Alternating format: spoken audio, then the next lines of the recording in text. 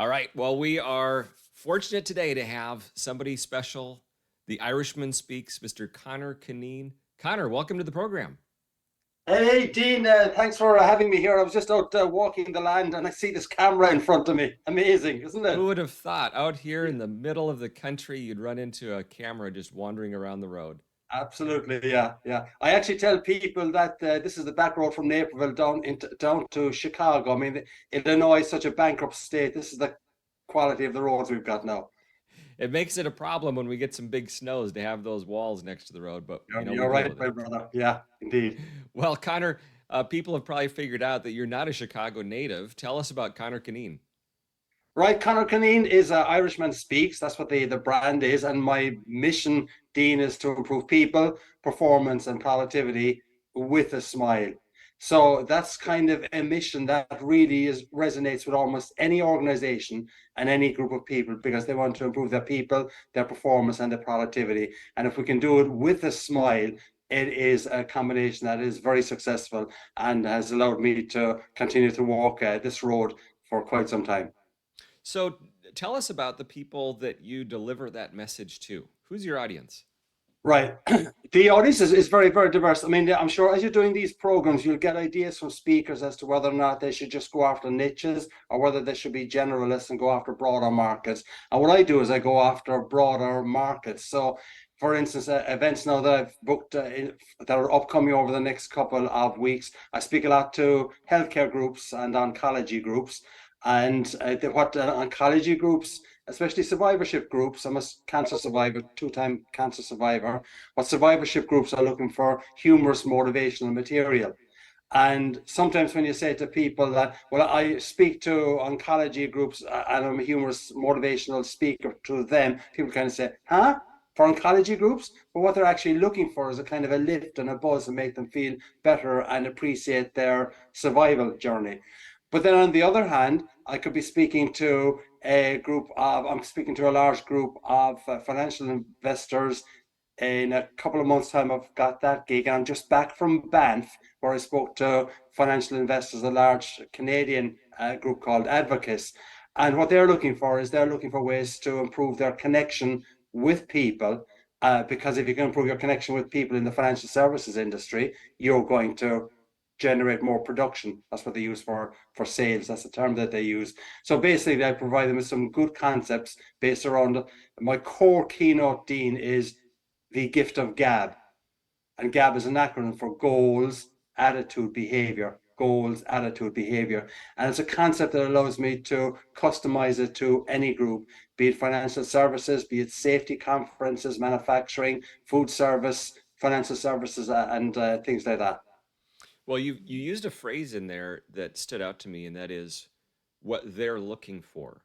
And Yeah. so it sounds like you're really aiming at what your client has as their picture of success rather than you saying, here's my message and take it or leave it, and this is what I'm going to do. Give us some perspective if I'm newer to the speaker world, or even if I'm somebody who hires speakers. Expand, if you would, a little bit on that concept of what they're looking for. Right. I think the last thing you want is to provide a canned speech. The first time I ever really appreciated, Dean, how impactful or how lucrative professional speaking could be. I'm not saying it is all the time. Was when I was over here. I came over originally with a company called Best Foods, Hellman's Mayonnaise, Best Foods Mayonnaise, etc. We were taken over by Unilever, and the first thing Unilever did is we'll have a big conference and we'll bring in Mary Lou Retton, the gymnast, Olympic gymnast. Okay, Mary Lou comes in and she gives her canned speech about how I won the gold and how you too can win the gold. All of you people in Unilever, yay! And that was about the only way that she customized the speech. The following week, she might have been speaking to PepsiCo, and she would have said, "All of you people in PepsiCo." Isn't it? That's right. Yeah, PepsiCo, isn't it? It's not. You're not Coca-Cola. No, you're PepsiCo. Now, I don't mean to slam her, but I mean she made a very lucrative business out of that.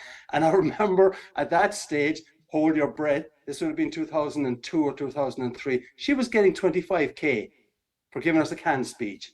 But I can't give a canned speech. You can't give a canned speech. So what I do is I have a good session with the event planner or the person who's bringing me in, understanding their needs, I ask them what are their challenges, what are their pain points, what is the mood of the audience likely to be. I will connect with them a day or two before the event as well to say, run over some of these points that we had spoken about 2 months ago, maybe 3 months ago. Has anything changed? So that's one of the ways that I do it.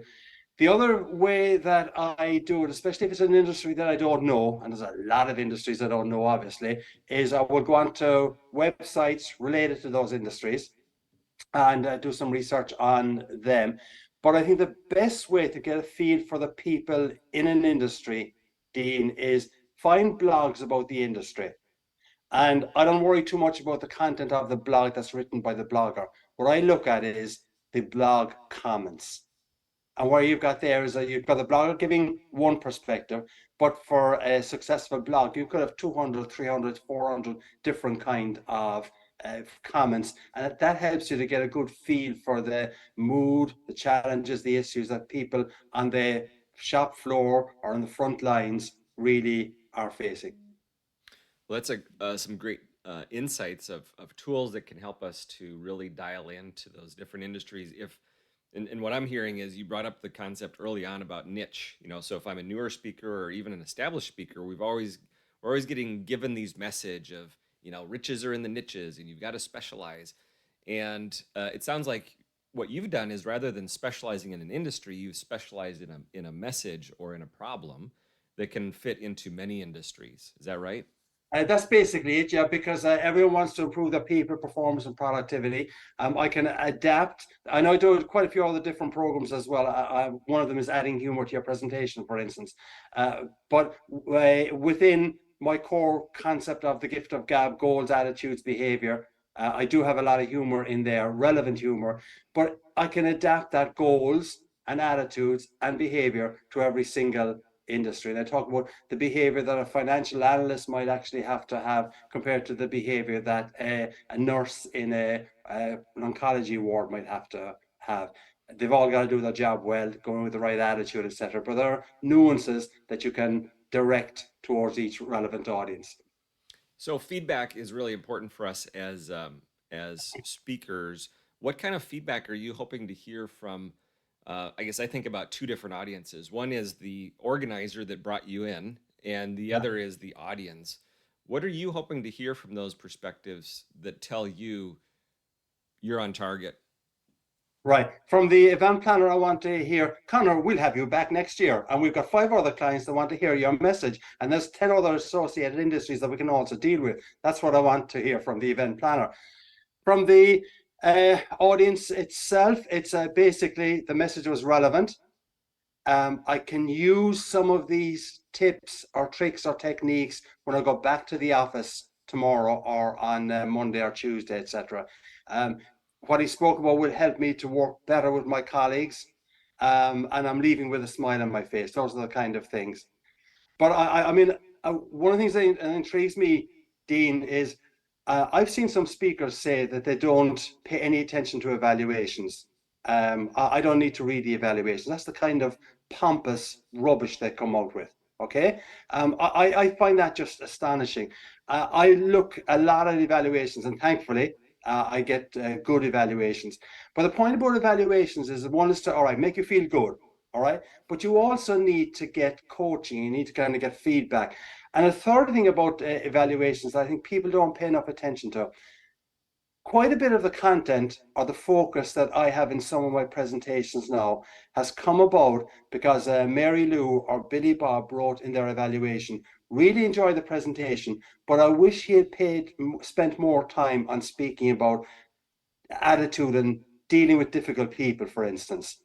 So I think that's a core reason why you should really study these evaluations. You will not only get evaluation about your most recent presentation, but you'll also probably get good ideas as to how to enhance it or just redirect it a little bit differently.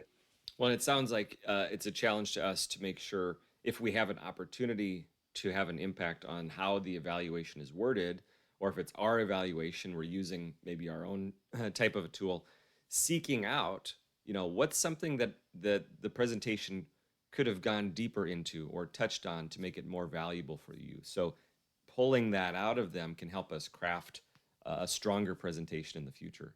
Absolutely. And one of the advantages of working with associations, because all of these are, almost all of them are doing continuing ed programs as well. And your program, to get into association markets, you need to be able to show that this can be credited for continuing education.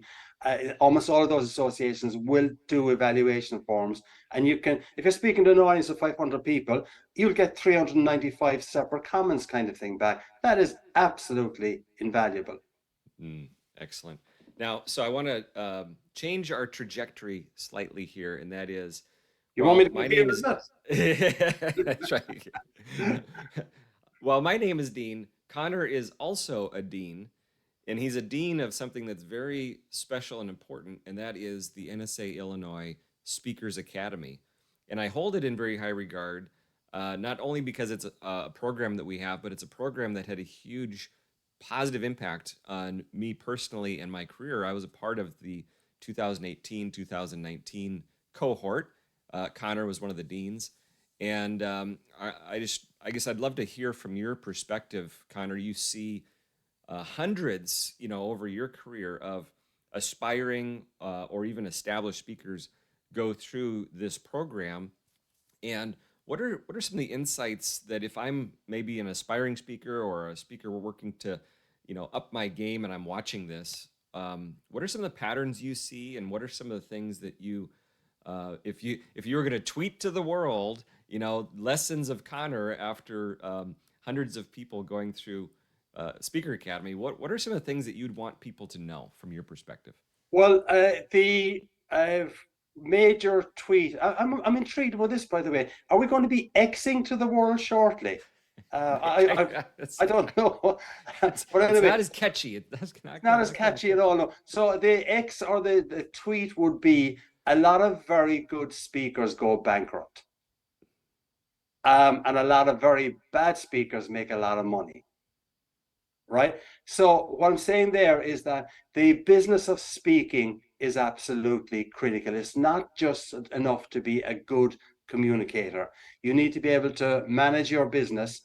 You need to be able to market yourself. So, for instance, my brand is Irishman Speaks, and there's not anyone else who'll be able to go with that title. I would think. I have a clear brand promise, which is I refer to as E4. I've got the mission to improve people, performance, and productivity with a smile. I think speakers need to have a clear idea what their mission is. My brand promise is E4, which stands for energize, educate, entertain, and easy to work with. And I'll ask you the question there. When I mention that to event planners, energize, educate, entertain, and easy to work with, which one do you think they really like to hear about? The planner likes to know you're easy to work with. Absolutely. Yeah. Right. And that's critical as well. You cannot be a prima donna in this industry. And I think that's something that some people who are coming to the industry from having been a successful C-suite executive, etc., where they're used to having people kind of wave to them, yes, boss, etc. Suddenly they're out on their own and they realize, what do you mean you're not paying me due deference, etc.? And I think they do turn off a lot of people. I've heard of various examples of that. But what the Speaker Academy does do, Dean, as you recall, is it helps upcoming speakers, wannabe speakers, and also experienced speakers to better understand the business of speaking and the business of changing people's lives. Maybe might even be better, because I mean there's a lot of people in NSA who don't make a lot of money from keynote speeches, but they make it from being on influencers or being on TikTok, YouTube, etc. And what we do with our program is we try to give you a help you to develop a marketing plan to get your message across. Who are you? What are you offering? How do you offer it? And there, that basically is. And then what we've got, as you know, with the Speaker Academy, is we bring in guest speakers from all over the globe and even beyond, each per week, and they give a different perspective on their business. So we might have someone coming in. Ed Rigsby was a guru on associations, spoke about associations to us last time.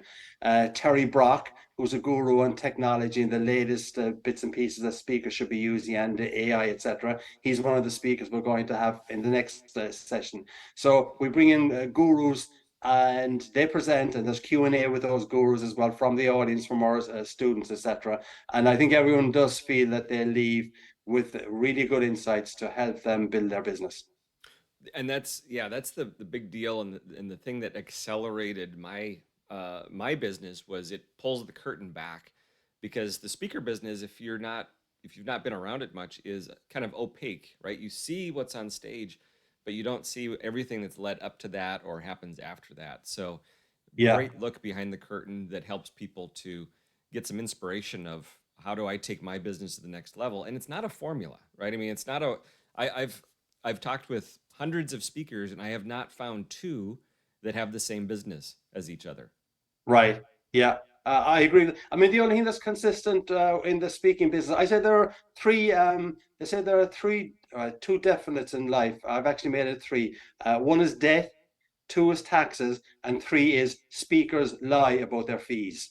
Okay, so but I think one of the advantages of the Speaker Academy is that you really do actually get people being honest about this. But if you go to a lot of the national events, etc., you wouldn't believe the number of people who are successful in the speaking business, and then you go out and you see they're driving away in a 2001 Datsun or something like that. So, but it's a great industry to be in. I never had a more enjoyable job in my life, and coming away from an event when you know you've put a smile on people's face and left them with good messages is just fantastic. Well, Connor, always insightful and energizing to talk about business and the people that you serve. If people want to learn more about you or stay connected with you, where would you direct them? I would direct them to my. I'm on LinkedIn. Conor Cunneen. Conor spelled with one N. My parents couldn't afford two N's back in Ireland. And the website is Irishman Speaks. And an interesting thing about the website, Dean, is I'm currently revamping it. It's kind of hasn't been revamped in quite some time, but the content is keeps going up there. But one of the things we talk about in Speaker Academy, and one of the ways I get business is through SEO, search engine optimization. So, for instance, I've done events and that's critical for speakers. We have good SEO. I've done events in Bermuda, Canada. I'm doing an event in Vegas in next March. Came through SEO, etc. And that's the kind of thing that we also speak about in Speaker Academy. But whether you get to Speaker Academy or not, you need to get good at search engine optimization, because a lot of the time event planners or Mary Lou or Billy Bob, who are executive assistants, have been told by the CEO, I need a speaker on leadership.